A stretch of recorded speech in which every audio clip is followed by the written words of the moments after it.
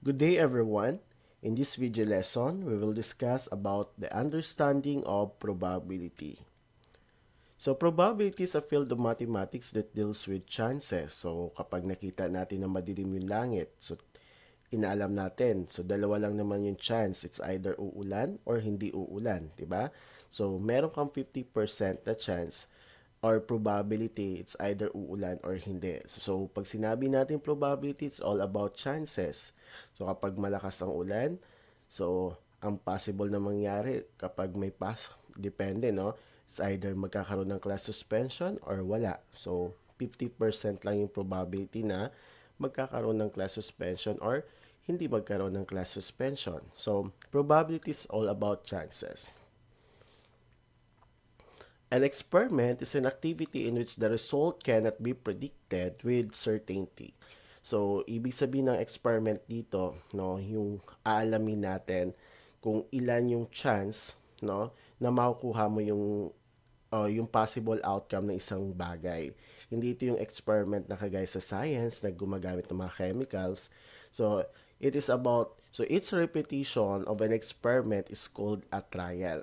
So, an outcome is a result of an experiment. So, titingnan natin lahat ng possible outcome, no? An event is any collection of outcomes, and a simple event is an event with only one possible outcome. The sample space for a given experiment is a set S that contains all possible outcomes of the experiment. In any experiment for which the sample space is S, the probability of an event occurring is given by the formula. So, pag sinabi natin sample space, lahat ng possible outcomes. So, ililist natin at kung ilan yung lahat ng possible outcomes. So, let's say, the sample space for the experiment in throwing a die. So, alam natin na ang die ay merong 6 na faces from 1, 2, 3, 4, 5, 6. So, ano yung sample space na makukuha natin? Again, pag sinabi nating sample space, all possible outcomes. So, ibig sabihin, possible na makakuha tayo ng 1, 2, 3, 4, 5, 6. Itong 1, 2, 3, 4, 5, 6 ay yung possible outcome kapag trino natin yung die. Okay. So, the probability of an event, so may gagamitin tayong formula to get the probability. So, that is the event over the sample space. So pag sinabi nating event, that is the number of outcomes of the event. And then, the sample space, that is the number of all possible outcomes. Alright. So let's have an example. A coin is tossed. Find the sample space. So, let's say we have a 5 peso coin. Di ba? Dalawa lang naman ang pwedeng lumabas kapag tinos natin yung coin. It's either head or tail. So, ibig sabihin, meron lang tayong dalawang sample space or dalawang possible outcome kapag tinos natin yung coin. Or in short, meron tayong dalawa. Okay? So, the number of sample space is equal to 2. So, find the probability of getting a head. So, ilan ang probability na makukuha natin is head. Okay, using the formula, so what is the number of head or the number of event dito? So, isa lang kasi isa lang dito. Di ba may dalawang possible outcome lang tayo? So, isa lang yung head natin and then the sample space is 2 since dalawa sila. So, therefore, the probability of getting a head is 1/2 or 50%.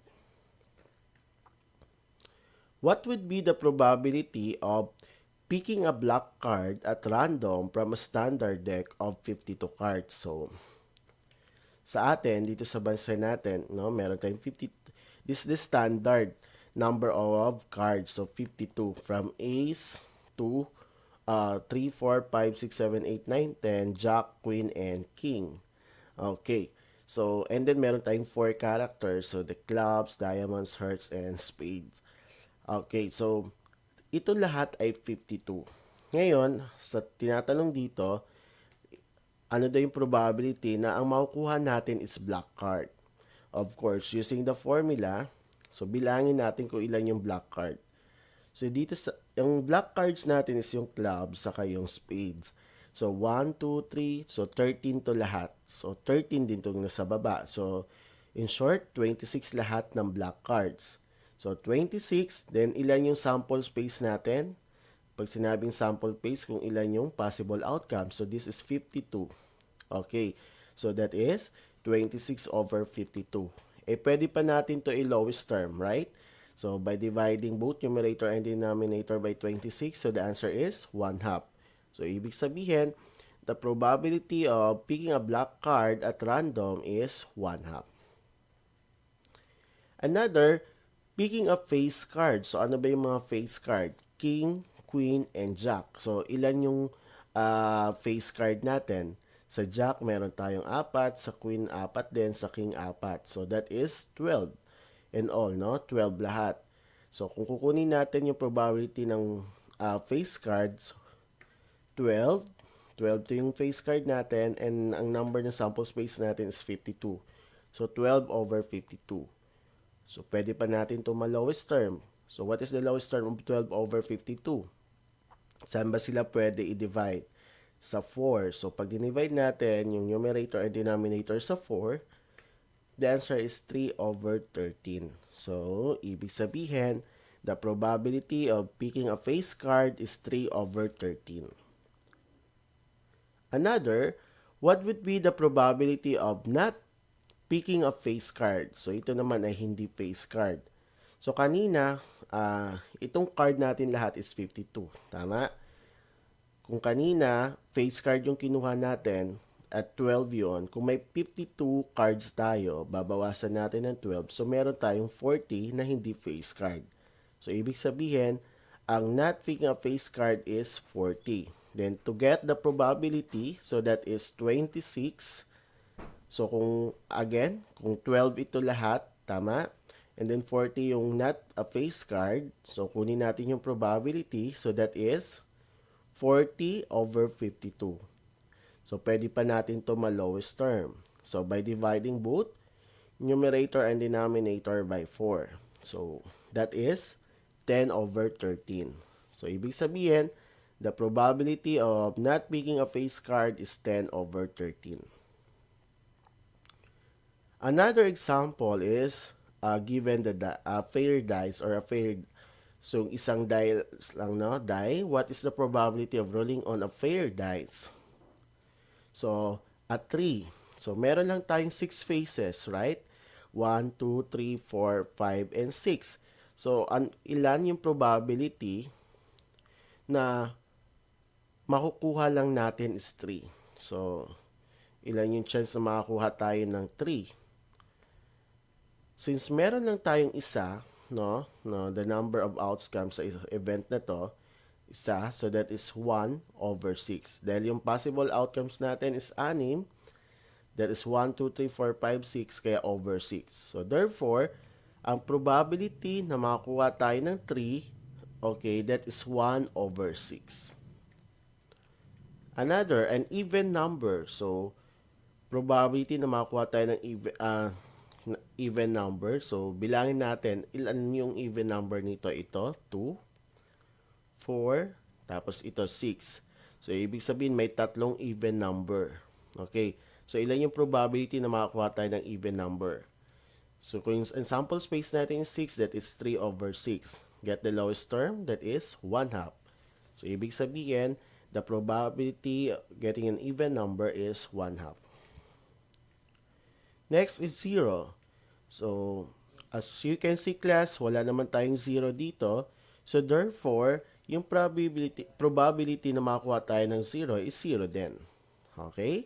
Kasi wala namang 0 dito sa possible outcome. And then, a number greater than 4. So, number greater than 4. So, kung ito yung 4 natin, ano yung number greater than 4? 5 and 6. So, meron tayong dalawang number greater than 4. So, therefore, the probability is 2 over 6 or, kunin yung lowest term, that is 1/3. So, ibig sabihin, the probability of rolling on a fair dice that we can get a number of greater than 4 is 1/3. A number lying between 0 and 7. So, ano yung mga number lying between 0 and 7? That is 1, 2, 3, 4, 5, 6. Tama? So, ibig sabihin, meron tayong 6 between 0 and 7. And the sample space is 6. So, 6 over 6, the answer is 1. So, the probability getting a number lying between 0 and 7 is 1.